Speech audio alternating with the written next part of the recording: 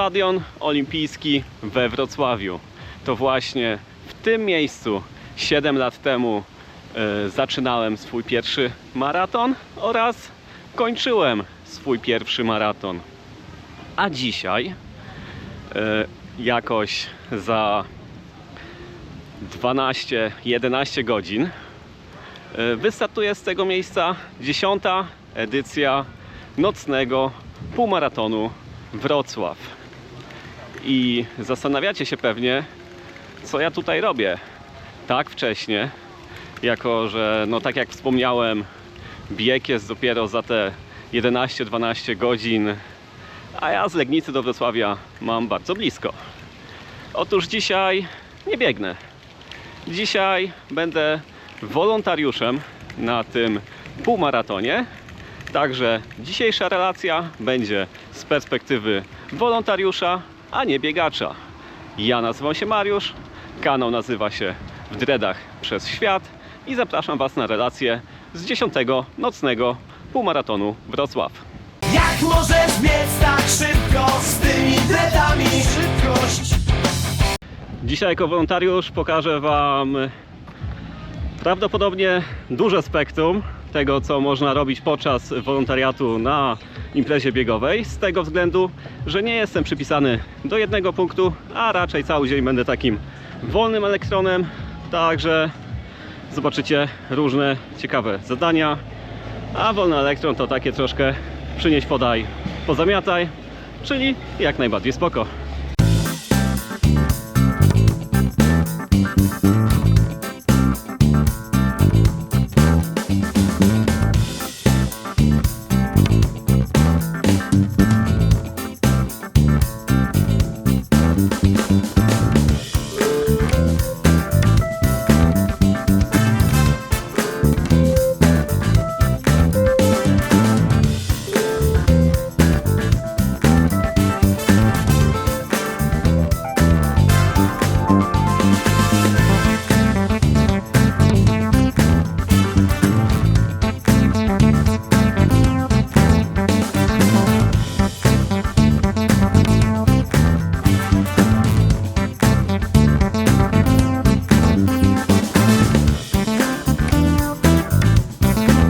Za mną ekipa wiesza dla Was medale. Jak będziecie tutaj wbiegać na ten stadion, to go otrzymacie, a teraz każdy musi je ładnie poprzywieszać, żeby dobrze wyglądały, dobrze się prezentowały. Ja w międzyczasie, jak widzieliście, też te banery po prawej, lewej z chłopakami podoczepiałem, żeby ładnie się prezentowało. A teraz podążamy za białym Meleksem.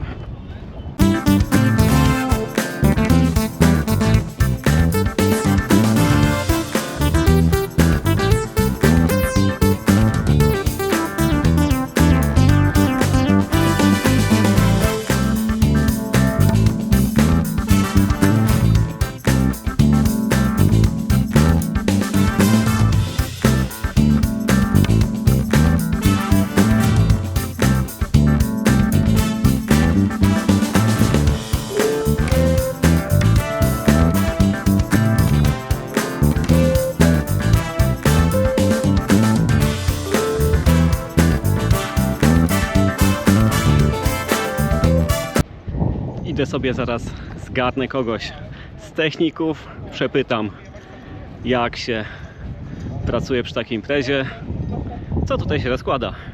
Cześć, jestem z Piotrem.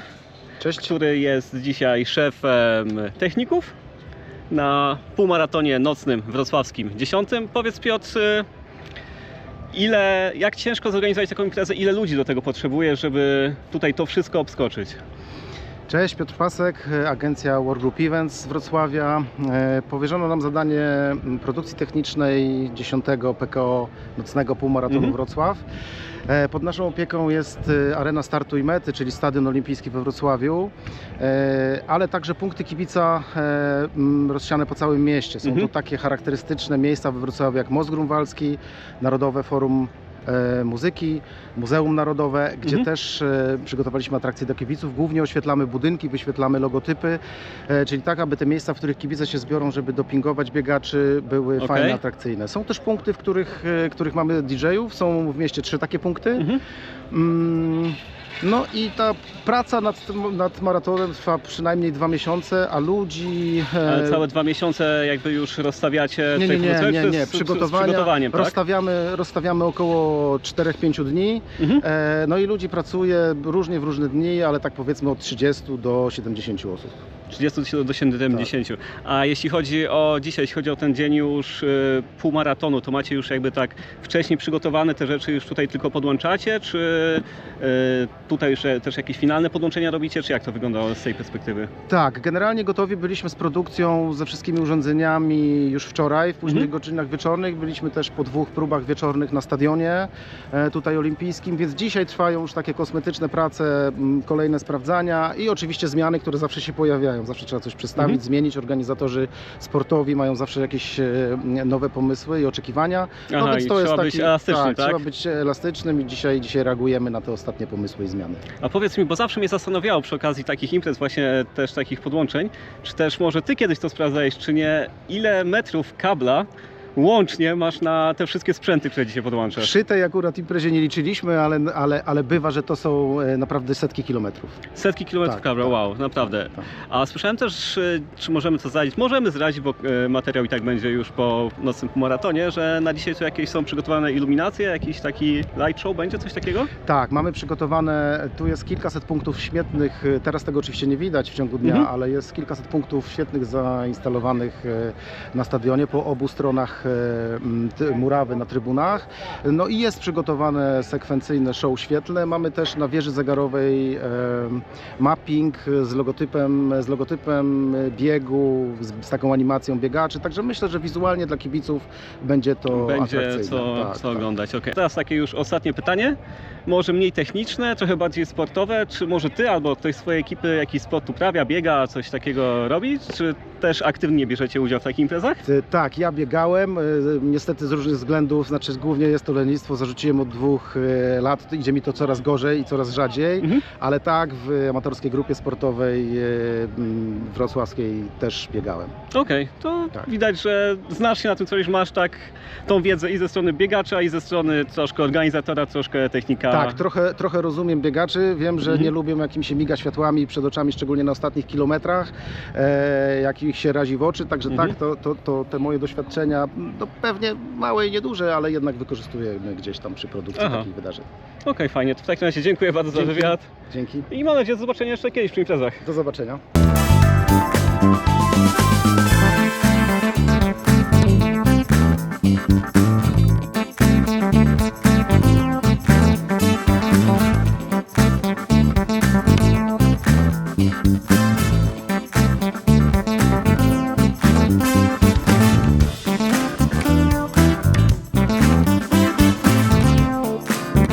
Mam chwilę przerwy w wolontariuszowaniu, więc idę pozaczepiać ludzi.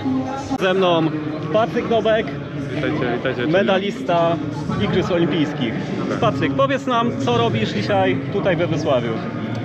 Tutaj we Wrocławiu jestem ambasadorem tutaj 10. PKO nocnego Wrocław półmaratonu. No właśnie już tutaj czekamy na pierwszych uczestników tych zawodów, czyli po prostu bieg dzieci dookoła właśnie stadionu olimpijskiego. Czekamy właśnie na tych zawodników. No i generalnie jestem tutaj, ostatnio byłem tutaj we Wrocławiu kilka lat temu. Trenowałem tutaj obok, jest stadion lekkoatletyczny. Okej. Ale tego obiektu nie miałem okazji zobaczyć. Aha, czyli jako zawodnik nie miałeś, że tak powiem, szansy postawić tutaj nogi biegowo, oczywiście, tak? I oczywiście. chciałeś zobaczyć, jak wygląda impreza organizowana tutaj? Tak, oczywiście. No i zobaczymy. Generalnie widzę, że tutaj wszystko jest zapięte na ostatni guzik. Tak, Wszyscy powiem są- Ci, to prawda, to widać też z tej strony organizacyjnej, nie? Że wszyscy tak Wszyscy właśnie są to dbają, nie? na wysokim poziomie po prostu. Jak zawodowi sportowcy są na takim poziomie przygotowania do zawodów, tak samo organizacja tutaj jest również dobrze wykonana. Okej. A myślałeś może o tym, żeby kiedyś samemu wystartować w tej imprezie? Może nie teraz, jak jesteś jeszcze w trakcie kariery, jak mówiłeś, ale po zakończeniu? Pewnie tak. Wydaje mi się, że tak. Nie myślałem o maratonie, ale półmaraton to jest to, co można by było spróbować. Okej. Kwestia tego, żeby znaleźć odpowiednie miejsce. To jest, czy to by miało odbywać się w Polsce, czy w Europie, czy na świecie. Ale wydaje mi się, że taki półmaraton jest... Odpowiednim przejściem z Tak. 800 metrów, tak? Czy tam wcześniej z... Dla biegacza nie powinno to być Okej. żadnego problemu przebiec po prostu półmaraton. W miarę takim progu odpowiednim, żeby aż tak się nie Okej. dojechać. Nie? Żeby na Znaczy, drugi ale dzień to- spokojnie sobie móc przespacerować Tak. albo zrobić taką Okej, lekką ale to też jednostkę takie treningową. pytanie jest, czy byś jako zawodowy sportowiec potrafił tak przebiec na lajcie, powiedzmy, ten półmaraton, wiesz, nie chcąc się tak szykować bardzo mocno do niego, żeby pobiec, zobaczyć po prostu, jaki jest swój maks na tą chwilę. No ja generalnie aż tak dużo kilometrów nie robiłem. Mój najdłuższy gdzieś tam jakieś tak zwane wybieganie, no to było 16 kilometrów. Kiedy jeszcze biegałem na 400 metrów przez płotki, to 10-12 kilometrów, Okej. no to się zdarzało. 8, 10, 12.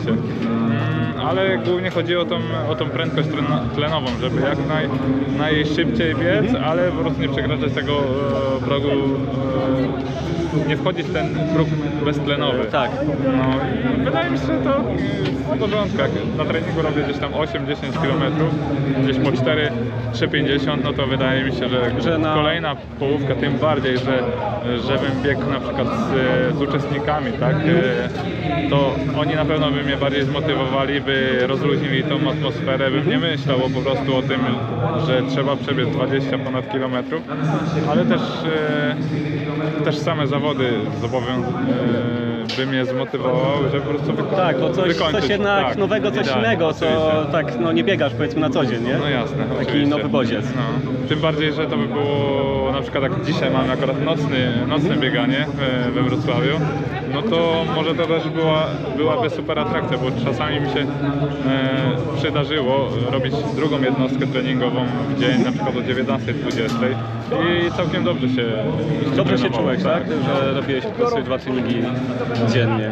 Okej, co cóż, chyba więcej pytań do Ciebie nie mam. Fajnie było Cię spotkać, jak najbardziej. No i chciałbym z tej okazji, z tego miejsca pozdrowić Bartka, jeśli ogląda. Jasne, pozdrawiam Cię, Tak jest. Bartek. Odwiedzimy Cię niebawem. Dokładnie. Jak nie u Ciebie, to zapraszamy przynajmniej ja zapraszam do Ciebie. A Tobie dzięki za wywiad i że sobie uda imprezy.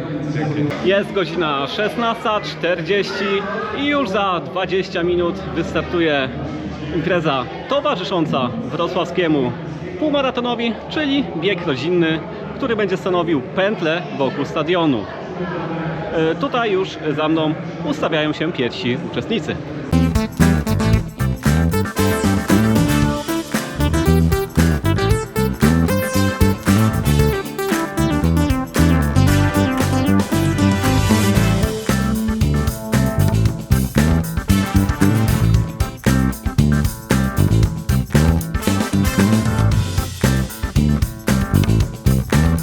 Bawcie się dobrze, szanowni państwo, uczestnicy biegu rodzinnego, odliczamy 10, 9, 8, 7, 6, 5, 4, 3, 2, 1.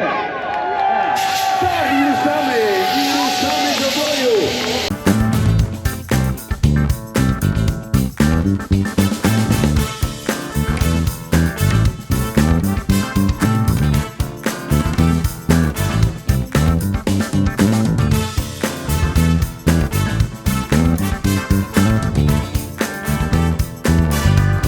Bieg rodzinny to jest pętla wokół Będzie rozświetlało całego stadionu, czyli jakieś 400, może 500 metrów.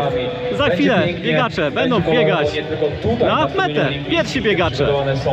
Wolontariusze czekają na młodych atletów z medalami.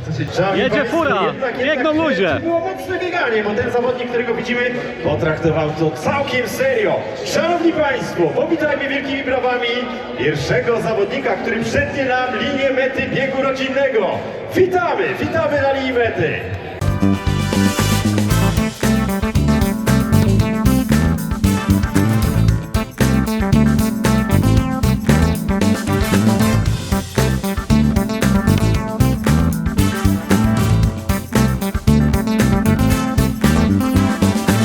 idę zobaczyć, co słychać w biurze zawodów.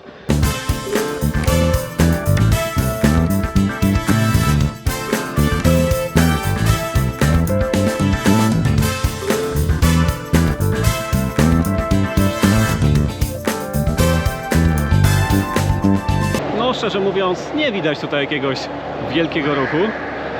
Czyżby biegacze czekali na ostatnią chwilę?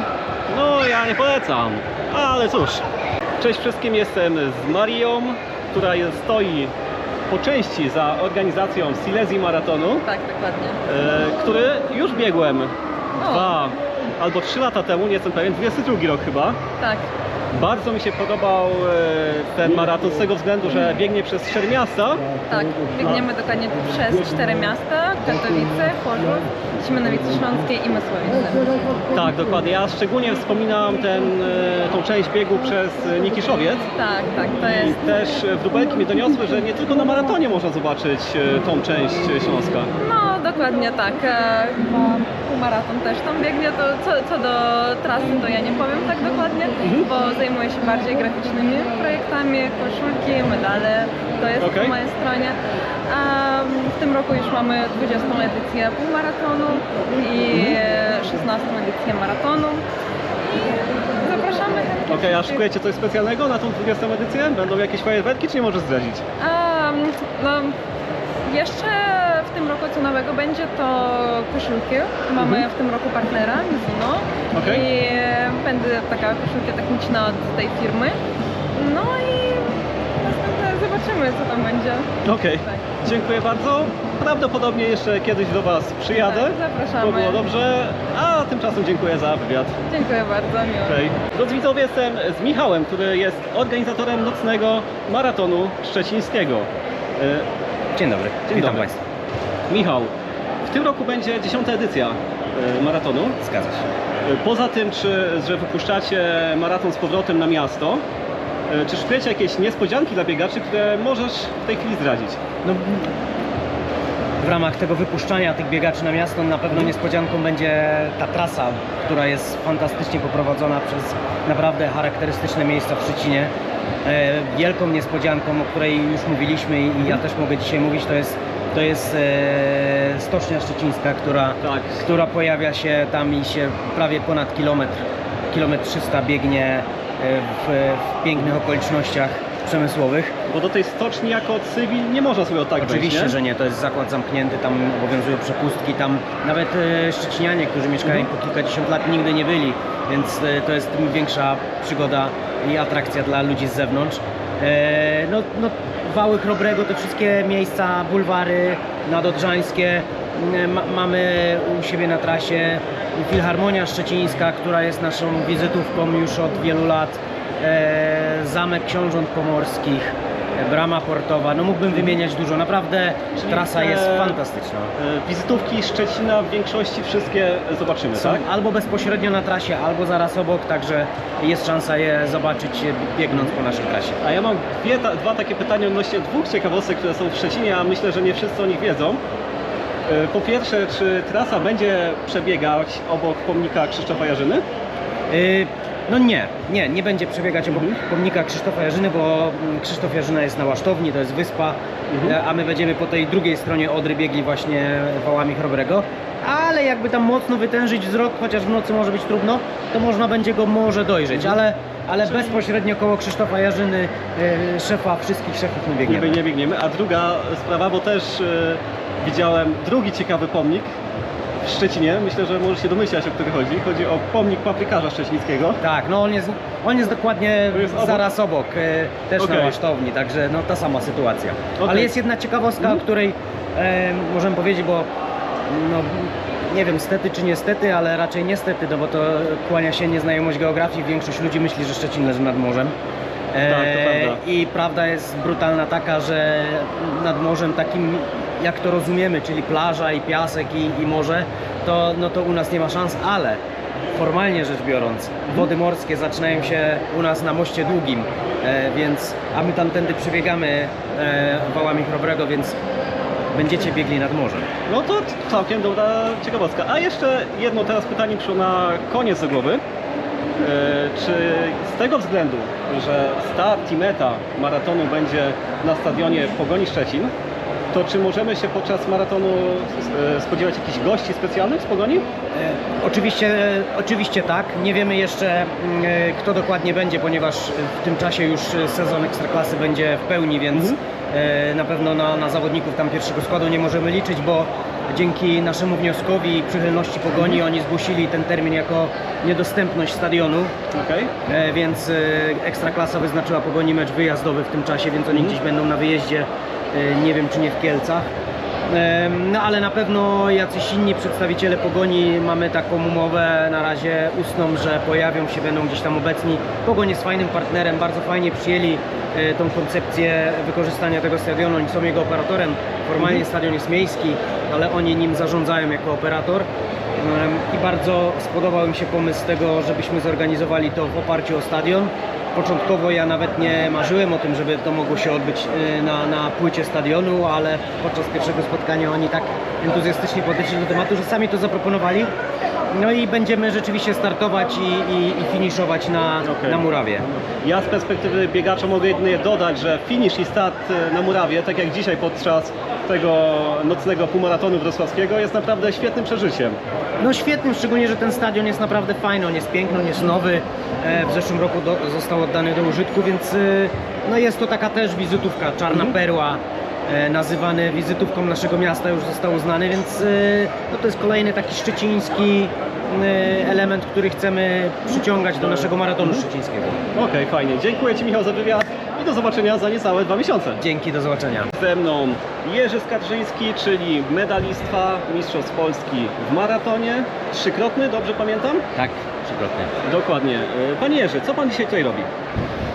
Jak zwykle mogę powiedzieć, jestem na stoisku Expo przed nocnym Wrocław półmaratonem z książkami, ale przede wszystkim chyba z poradami, bardzo wiele rozmów na temat treningów, na temat sytuacji wielu zawodników, tak? Takie porady. Oczywiście książeczki też fajnie się sprzedają i jak gdyby dostaję wiele sygnałów, że podobają się z czego ja się bardzo cieszę. To jest lektura godna. Tak, ja powiem w ten sposób, no już to 6. wydanie i książki ciągle robią wrażenie. Wielu przychodzi zawodników podziękować mi za to, że te książki są, bo dzięki nim zmieniło swoje życie. Także jestem tutaj do dyspozycji biegaczy przed półmaratonem, bardzo fajnym, bo jestem praktycznie od pierwszej edycji tego biegu. Kilka razy startowałem, ostatnio nie startuję, ale oszczędzam siły na M70 za 2 lata. Czyli będzie to dominacja. Wtedy się na pewno tu pojawi na starcie. Tak, ale Pan musi uważać, bo ja mam u siebie 2 takich harpaganów, Włodek i Jurek, także oni też potrafią strzapnąć. No Jurki to fajne chłopaki, także na pewno się tutaj sprawdzą. I ja się konkurencji nie boję, w tym sensie, że wygram czy przegram, to będę zadowolony, w sensie tym, że dam siebie wszystko i to będzie miara moich aktualnych możliwości. To jest jak gdyby takie zdrowe, sportowe podejście, bardziej zabawa niż teraz rywalizacja, tak? Gdy byłem wyczynowym zawodnikiem, przegrana z kolegami była dla mnie tylko sygnałem do mobilizacji, do skuteczniejszego treningu, tak? Bo przegrana była tylko po to, żeby posłużyła do pracy nad tym, żeby w przyszłości wygrać. Dokładnie, czyli żeby się po prostu udoskonalić. A teraz już rozumiem, Pan nie startuje zawodowo, raczej nawet amatorsko chyba, nie?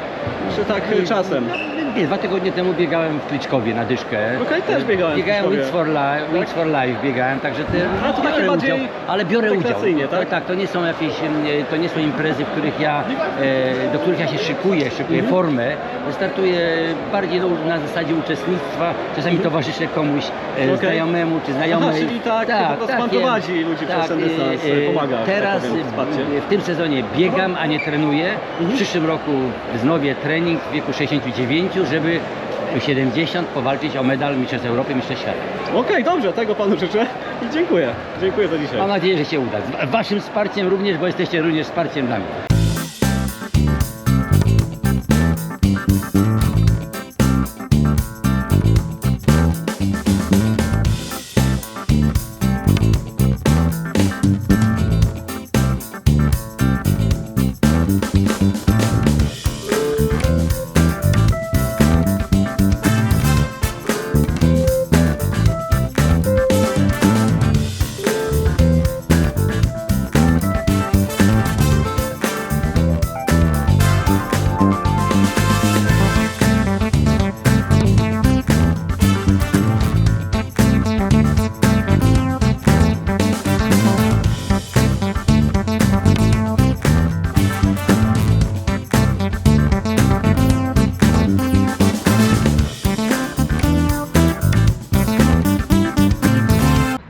Dojechałem na parking wrocławskiego nocnego półmaratonu i będę za chwilę parkingowym.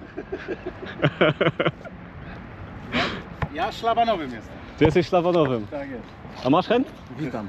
Powiedz mi, czy to jest odpowiedzialna funkcja, bycie szlabanowym? Bardzo odpowiedzialna, niezbędna do funkcjonowania maratonu. Czyli ty odpowiadasz za to, kto dzisiaj pobiegnie, a kto nie. No nie tak do końca. To inni są ważniejsi ode mnie, No ale tak, żeby jak, decydować. no ale jak im zamkniesz szlaban, Niestety nie mam takich uprawnień. a Tu w lewo okej, proszę.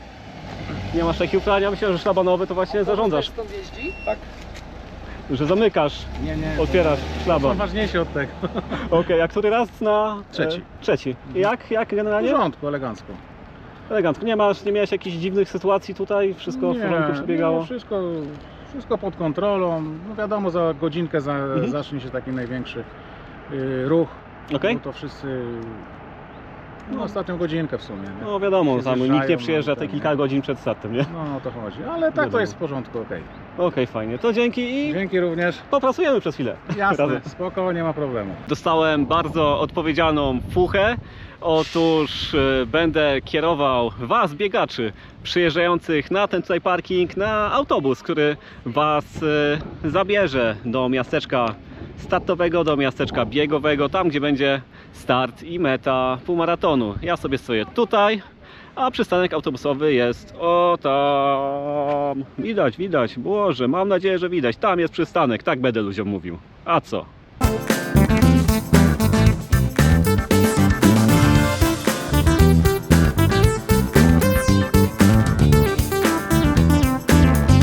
Na stacją to tędy? Tu macie przystanek autobusowy i co 15 minut jest autobus, który Was może tam zabrać. One zabrałem, musi poznawać świat. A to nie, to w tę stronę jak chcecie się przejść, to wtedy i naokoło tak troszkę. Tu jest przystanek, tak? Tak, tu jest na wprost przystanek.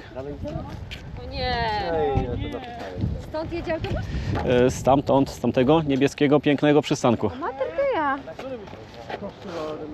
Przyszedł mój zmiennik, także godzinka wskazywania ludziom, gdzie jest przystanek za mną. Teraz sam idę na ten przystanek i wracam do centrum wolontariatu, żeby dalej działać. A to wszystko dla Was, dla biegaczy.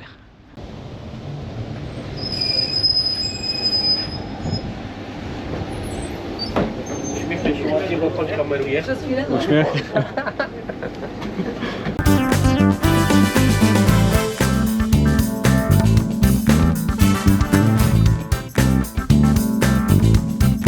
Jesteśmy właśnie z ekipą pod halą stulecia, gdyż w tym samym dniu co półmaraton na tej hali stulecia jest festiwal stand-upu, który kończy się o godzinie 20 i my jako wolontariusze będziemy wskazywać ludziom, jak mają stąd odjechać, gdzie są jakieś autobusy czy inna komunikacja miejska, ze względu na to, że po prostu część dróg jest zamknięta, no bo przecież maraton nimi pobiegnie za około 2 godziny.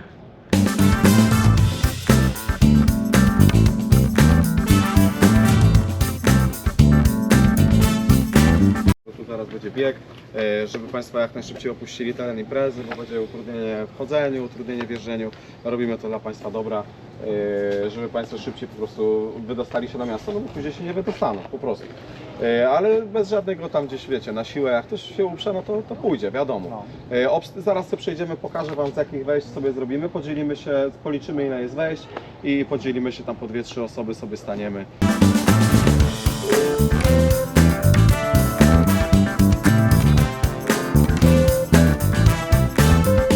Nasza praca przy zabezpieczaniu trasy w okolicach hali stulecia jest już zakończona. W tym momencie wracamy już na Stadion Olimpijski. Liczę na to, że uda nam się dotrzeć tak, żeby zobaczyć start, bo mamy jakieś 16 minut, a to jest około 2 km.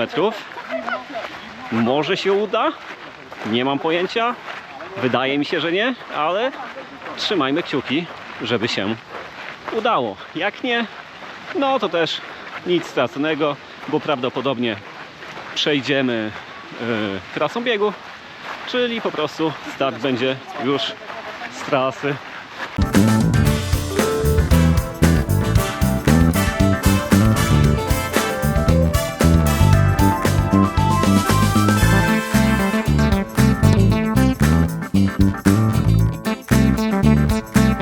Za mną widać linię mety. Za niedługo tutaj będą wbiegać pierwsi zawodnicy, tak naprawdę zwycięzcy czy uczestnicy podium tego półmaratonu. Także dzięki temu, że jestem wolontariuszem, mogłem wejść tutaj na plac, mogłem sobie zrobić taką troszkę relację z placu, z płyty. Zobaczycie z pierwszej ręki, jak wyglądają zwycięzcy półmaratonu wrocławskiego. Uwaga.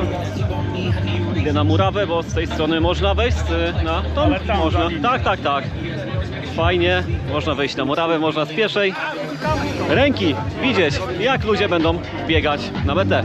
I mamy to! Szanowni Państwo, Nikodem Borczak! Drugi raz. W zeszłym roku wyrzuciła mnie ze startu kontuzja. W tym roku wróciłem, zrewanżowałem się. Rekord życiowy, wygrana. Czuję się pięknie. Satysfakcyjnie. Jest ogromna, ponieważ pokonałem nie byle jakich zawodników. Także cel zrealizowany w 100% i super atmosfera we Wrocławiu. Zawsze lubię tu biegać, bo to jest wieczorny bieg. Jest super.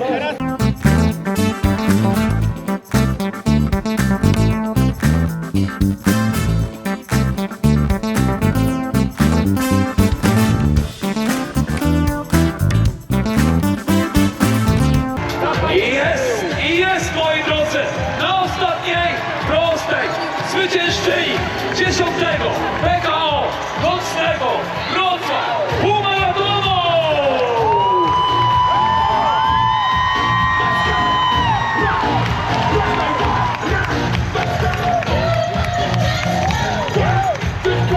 Bardzo szczęśliwa, bardzo zadowolona. Chciałam wygrać ten półmaraton, bo w zeszłym roku też byłam pierwsza i bardzo się cieszę. Ciężki był bieg, ale zadowolona.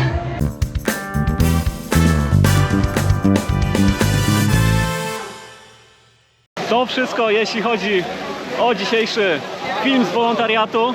Podsumowanie nie będzie długie, bo jestem już zmęczony i mi się nie chce. Z tego miejsca chciałem podziękować przede wszystkim Agacie, która no niestety nie dała się namówić na wywiad, ale jest naprawdę bardzo dobrą osobą na bardzo dobrym miejscu i generalnie świetnie zarządzała tym wolontariatem. To trzeba przyznać, bo widać było po jej zmęczeniu, że robi to dobrze. Jeśli chodzi o moje odczucia, to tak naprawdę teraz dopiero zobaczyłem, jaki to jest ciężki kawałek chleba być wolontariuszem, bo tak z boku tego nie widać, aż do momentu, gdy jest się w środku, gdy jest się częścią tego. Czy będę chciał to kiedyś powtórzyć? Możliwe, bo jednak widzi się tutaj te zawody, te organizacje tego biegu tak z drugiej strony, nie jako biegacz, tylko jako ta osoba, która pomaga przy robieniu tego. Także siema. Także na tę chwilę nic nie wykluczam.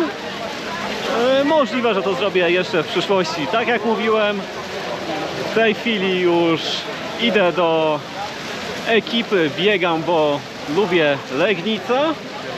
Jak będę montował film, to możliwe, że interakcje z nimi wstawię wcześniej niż to podsumowanie, a jest też możliwe, że go nie nagram. Znaczy ich nie nagram, tych interakcji. Tymczasem zapraszam Was do... Gdzie Was zapraszam? Nie, jeszcze Was nie zapraszam.